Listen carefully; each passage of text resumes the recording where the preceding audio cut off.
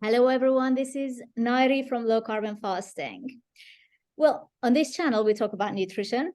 We talk about the science of health, but we haven't yet talked about fitness. We've covered fitness in a few episodes, but we haven't dedicated a full episode to fitness and exercise. So today's guest has been in the fitness industry for 15 years. He's actually a certified personal trainer, but also a certified nutritionist. So to combine those two sort of knowledge from those two fields together makes him quite unique in his approach. He works alongside his wife, Bethany, who couldn't be with us today, and they address their clients, obviously fitness and health. Casey Roth, welcome to Low Carbon Fasting. Hi, Nayiri. Thank you so much for hosting me. It's an honor to chat with you again. Casey, I'm really delighted to have you. We're going to dedicate this episode to just, fitness. I haven't covered much on this channel, so I'm very excited to have you with us today. Casey, when you first started as a personal trainer? When did I first start? Oh, so I'm sorry. Yeah, when you first started, 15 years ago or so. So your focus was on calories and weight loss primarily, right? It was. Can you tell our audience why it wasn't effective? So your clients weren't necessarily getting healthier when you were focusing on calories.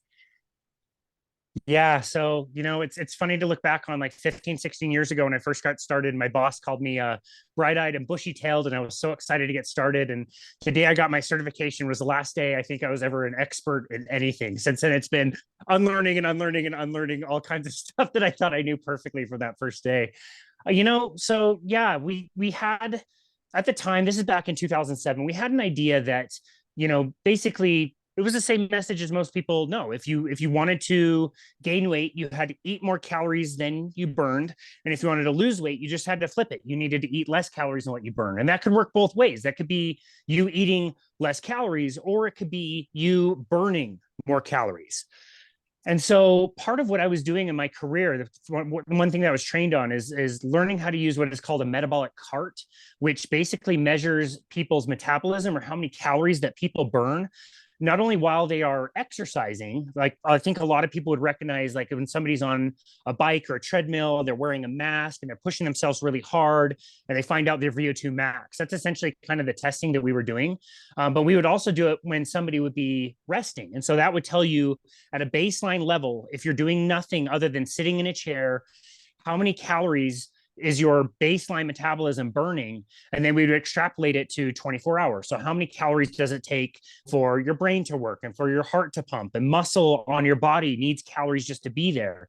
And so we would use that test as an equation to help tell people, like, okay, if you're burning 1,500 calories at rest, when you have your job and all the other calories you burn in a day, maybe that's 2,000 calories. And maybe you come to the gym and you burn 500 calories on the treadmill, we assume that you're burning maybe 2,500 calories every single day. So if you eat 2,500 calories, I'd expect your weight to be about the same. If you wanted to lose weight, you would just have to eat about 500 calories less than the 2,500 every single day. And 1 pound of fat is 3,500 calories. So 500 calorie deficit multiplied by 7 days would be 3,500 calories, 1 pound. So you should be able to do that every single week for as many weeks as you had pounds to lose. You just keep exercising, mostly like a treadmill where you could run and sweat and, burn lots of calories because the treadmill says you burn a lot of calories. And then you have low calorie foods, like lots of vegetables and lots of whole grains and lots of things that in theory would have kept you full. And the thing is, it would work. It really would work for people if they would do a calorie deficit. They would lose weight for sure. But the weight they would lose would not be just fat. They would lose all kinds of weight. So also, some fat, but also some lean tissue, which you don't want to lose. You would lose maybe some connective tissue or bone density because your body's just in a deficit.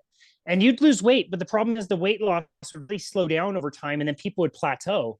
But then also they would feel like their motivation levels were really low. They were really hungry. Their cravings were increasing. They were getting frustrated that the weight loss that was working really well in the beginning was no longer working. And they would quit. Eventually, everybody would quit. And they would think that they were a failure because they quit. And to them, they look out and see other people that maybe are not quitting, or maybe they're in different parts of that same cycle, and they feel like a failure. And then they start gaining weight. But the problem is they don't gain weight back to where they started. It's always that they gain weight like 10 pounds heavier than when they started losing weight to begin with. So it's an even worse situation.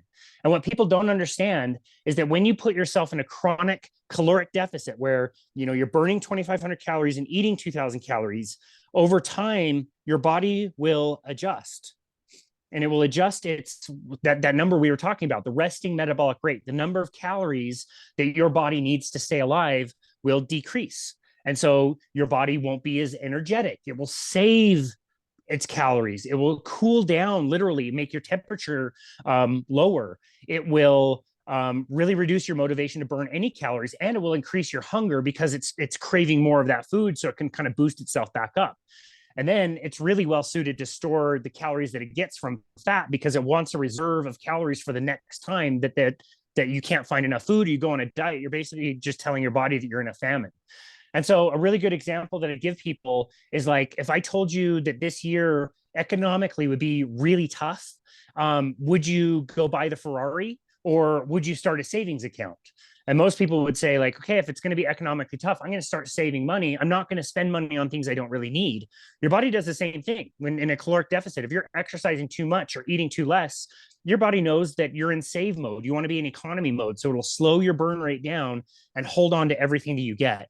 And so that was the frustrating thing. And that's what we were doing as trainers, is trying to burn the maximum amount of calories in workouts, eat, the least amount of calories that we thought wouldn't crash somebody's metabolic rate, but people would just fail. And they would feel bad about themselves, and then they'd come back the next year and try it again, and they'd fail again. And it's just like the Jason Fung thing. We're blaming victims of really bad advice versus questioning the advice that we're giving people. So that was kind of how we started. And yes, we focused a lot on calories in, calories out, and it was never a long-term fix. And so it was very frustrating.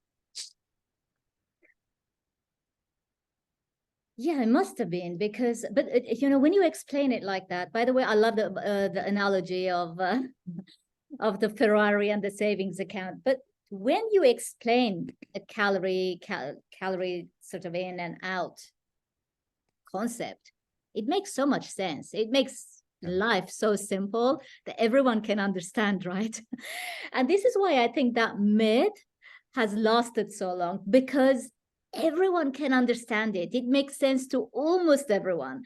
So, but I think the new science is emerging now when people are becoming more aware and they're understanding that this counting calories doesn't really work, because it's all about the type of food you're eating, how much of it you're eating, the nutrients your body is receiving. So what approach do you use with your clients now? Yeah, great question. I'll start with nutrition. I know we're talking mostly exercise today, but I want to start with nutrition because it was so interesting. When we were at the gym, we were also doing weight loss contests for people. So it was a program that our corporate gym was running, and they made a lot of money with it. So they would sign up for what would be like a 90-day weight loss contest where you'd get a group of people. Every trainer was assigned a certain amount of people. They would be given, our participants would be given a packet of information with lots of recipes and shopping lists and workout programs. And we'd try to help them along for 90 days to help them to lose weight. There's a lot of that same paradigm. Let's get you lots of vegetables and lots of fruits and lots of lean meats and avoid the fats and that kind of thing. And again, the gym made a lot of money. And so over time, they switched it to, instead of being 90 days that we would do twice a year, they ended up doing 60 days, and they could do it 4 times a year. So we had to do this contest with new people every 3 months, excuse me. And I do mean new people. We'd have to go find new people because the failure rate was so high.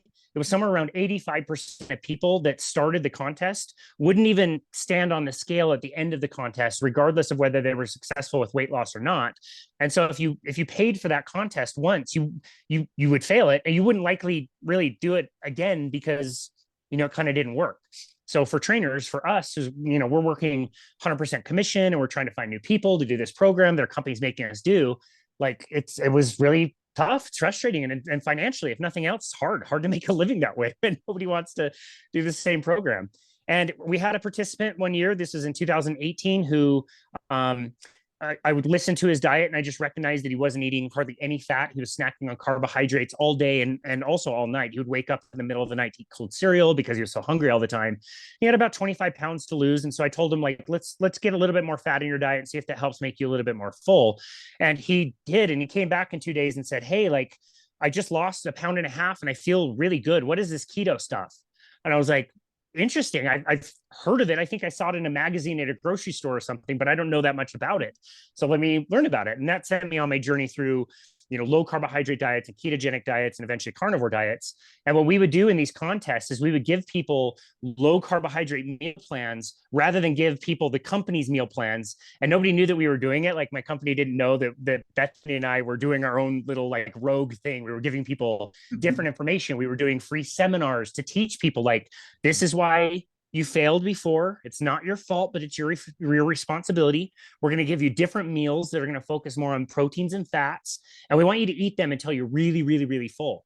And these people that signed up for this contest with us, where we were doing our own thing and giving people low carbohydrate meal plans, was super successful. It was really quite amazing. We always had a winner in our contest. People didn't tend to gain weight in the time between contests. We had more people sign up with us again and again because they were hungry for more knowledge.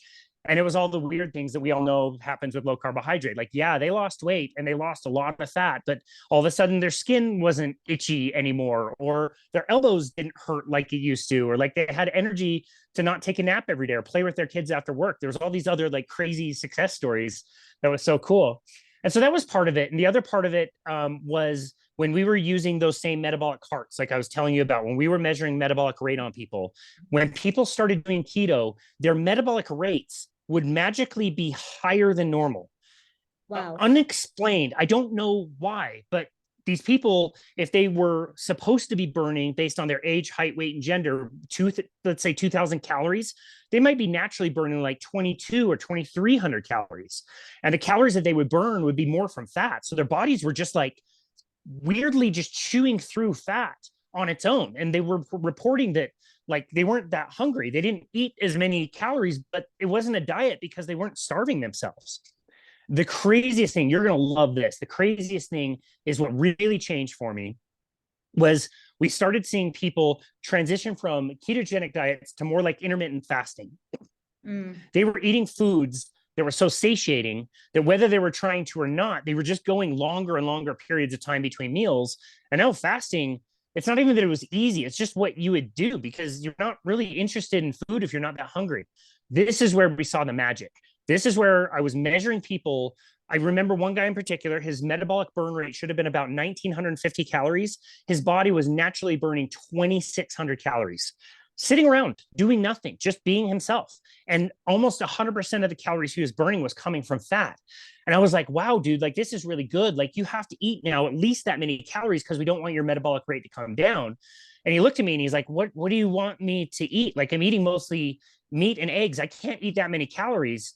And that led me eventually to the work of Jason Fung and how he discovered that fasting in particular doesn't lower your metabolic rate. It increases your metabolic rate as your body gets better and better at finding stored fat, all the fat that we have stored up. And so that changed my career drastically. And that's why I do what I do now.